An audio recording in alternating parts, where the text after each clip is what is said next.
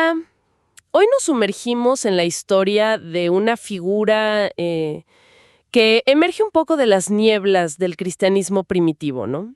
Un nombre que resuena con valentía, San Almaquio. O Telémaco, que también se le conoce así. Eso, Telémaco. Vamos a explorar los relatos sobre su vida, sobre todo ese acto que lo hizo, bueno, pasar a la historia en plena Roma imperial tardía. Sí, para ubicarnos un poco, estamos hablando de finales del Imperio Romano de Occidente, digamos, entre el siglo IV y V, bajo el emperador Honorio. Una época de cambios. Muy compleja, sí, de muchas transformaciones, pero donde algunas tradiciones paganas, como los espectáculos de gladiadores, los múnera, seguían, bueno, súper arraigadas. Eran clave para el entretenimiento, la cohesión social, a pesar de que el cristianismo ya avanzaba. Claro. Así que la idea es entender quién fue este hombre, Almaquio o Telémaco, y por qué su gesto, ese acto solitario en la arena, todavía nos llama la atención. Exacto. Esa es la misión, digamos. Desentrañar la historia de este monje que, según se cuenta, viajó desde Oriente nada menos que para desafiar esa tradición tan brutal. ¿Qué lo movió? ¿Fue solo fervor religioso o había algo más? Y sobre todo, ¿qué impacto real tuvo su sacrificio? Porque es una imagen potente, ¿no? Un hombre solo frente a la multitud, frente al poder imperial, a siglos de costumbre. Empecemos por el principio, por su origen, su viaje. Bueno, las fuentes lo pintan como una asceta, un monje oriental. Y esto ya dice mucho. Ajá.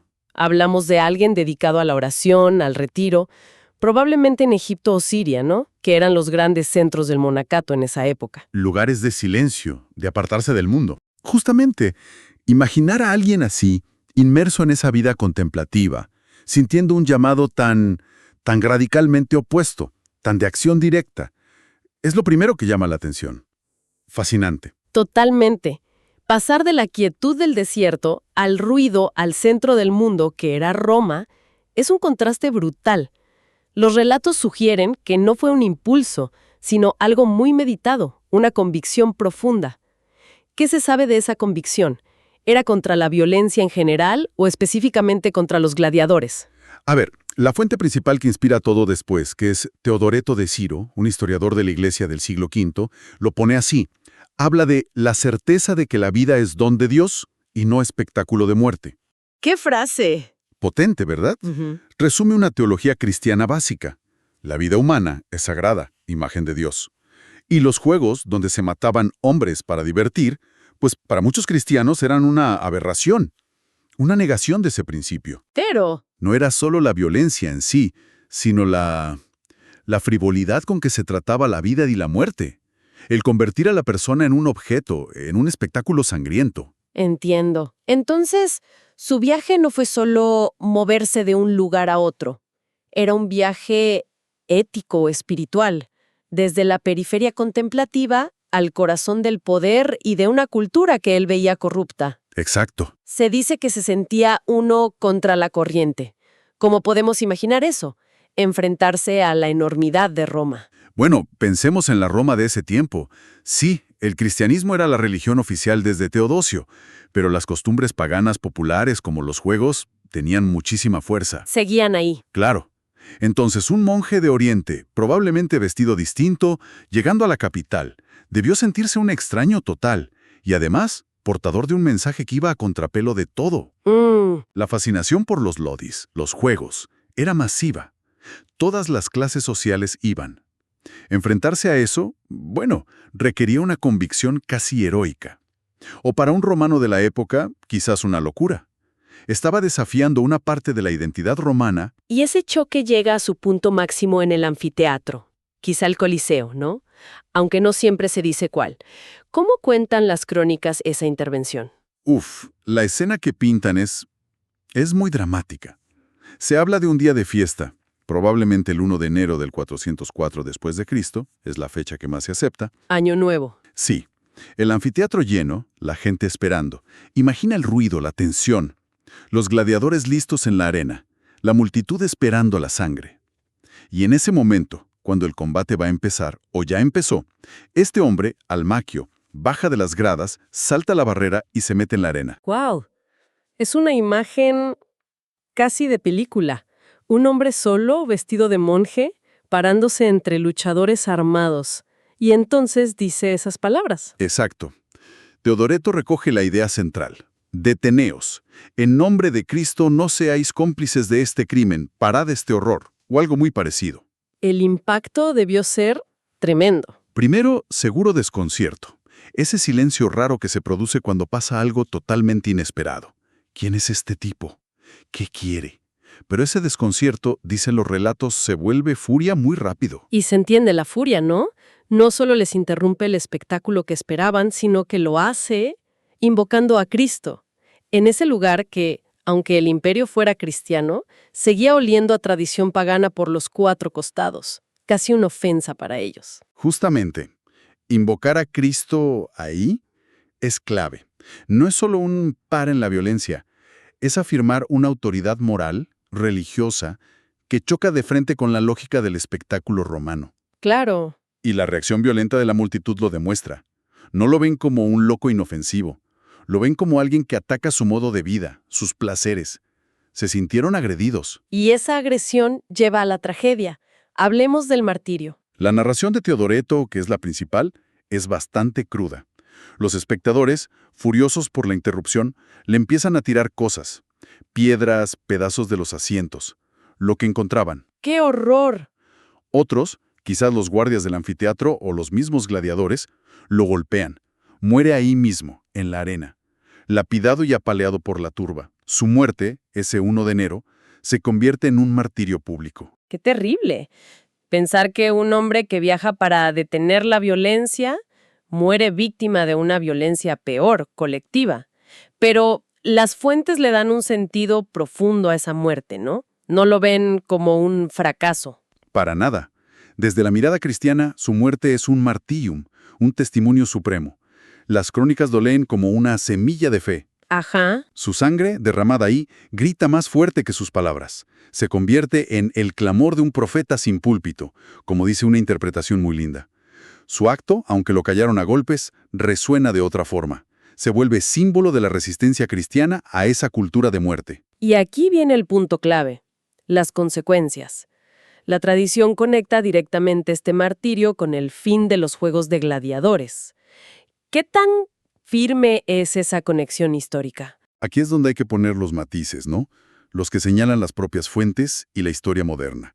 La tradición, sobre todo a partir de Teodoreto, dice que el emperador Honorio, impresionado, quizás avergonzado, prohibió poco después los combates de gladiadores, los Munera, en Roma.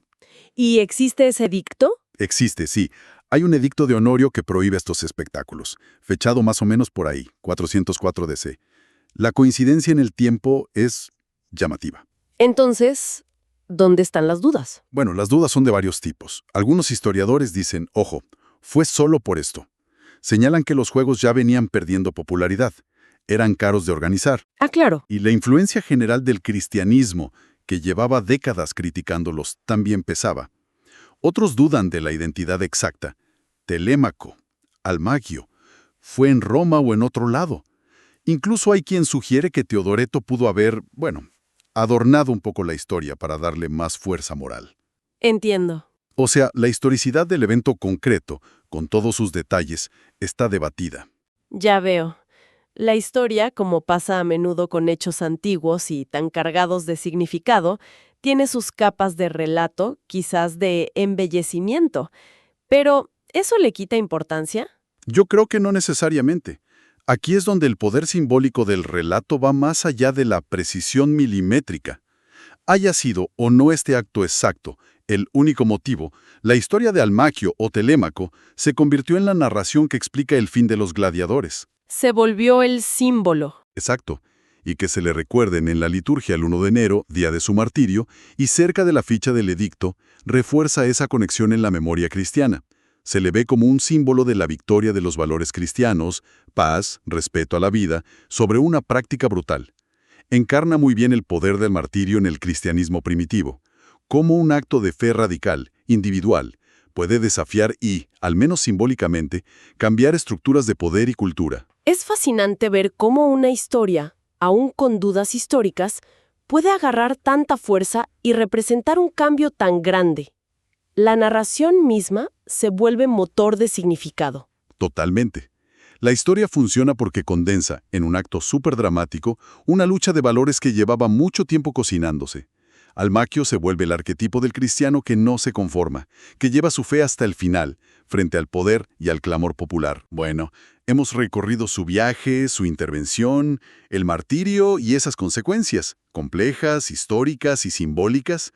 Si intentamos sacar lo esencial de esta exploración, ¿cuáles serían las enseñanzas o reflexiones clave que nos deja San Almaquio, tal como lo presentan las fuentes? Creo que salen varias ideas fuertes. Primero, quizá lo más obvio, es la idea de una fe activa, encarnada. Almaquio no se queda rezando en su celda. Su fe lo empuja a actuar contra lo que ve como una injusticia terrible. Ajá. Nos recuerda que la espiritualidad puede, y a veces debe, traducirse en acción concreta en el mundo. Eso resuena mucho, que la fe no es solo creer, sino también hacer, intervenir por otros, aún con riesgo. Exacto.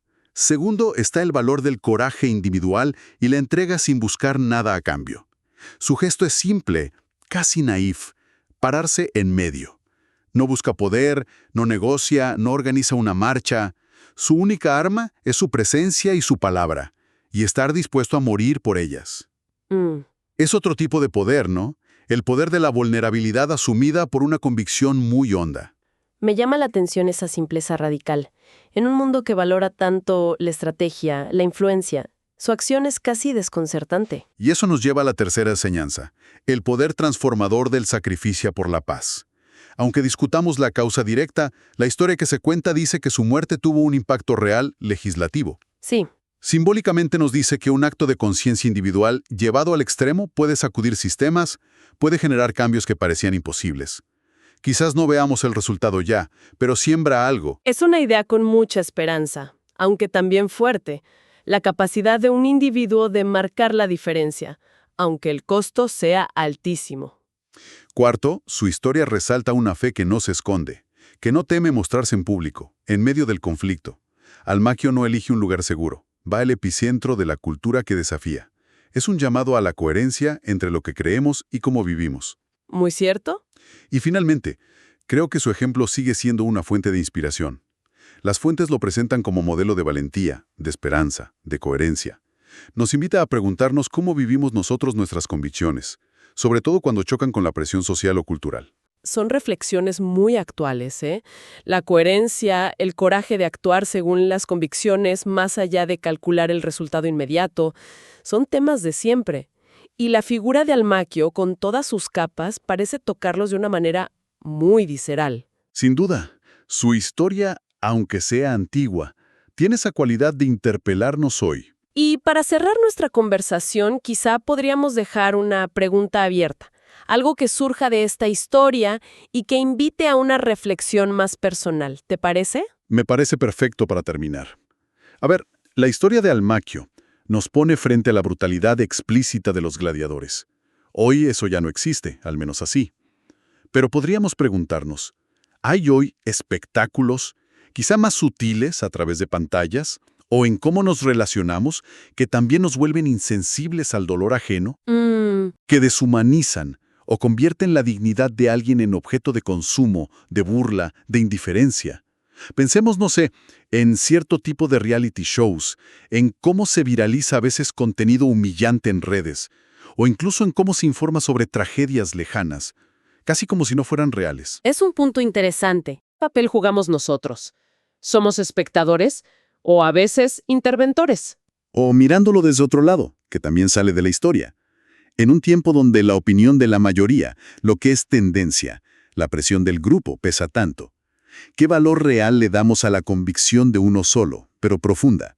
¿Estamos dispuestos a escuchar la voz que va contracorriente, aunque nos incomode, aunque interrumpa nuestro show particular? ¡Uf! La historia de Telémaco, o Almaquio, no da respuestas fáciles, pero sí nos deja con esa inquietud, preguntas fundamentales sobre nuestra propia humanidad y coherencia.